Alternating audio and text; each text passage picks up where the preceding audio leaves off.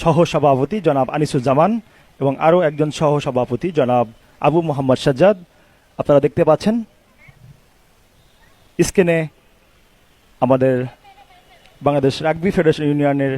Page থেকে সরাসরি আপনারা উপভোগ করছেন খেলাটি। আপনারা স্ক্রিনে লক্ষ্য করছেন,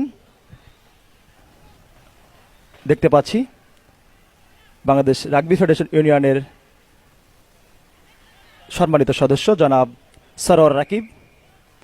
উপস্থিত রয়েছেন টুর্নামেন্ট কমিটির সহ সম্পাদক জনাব আশরাফুদ্দিন আহমেদ,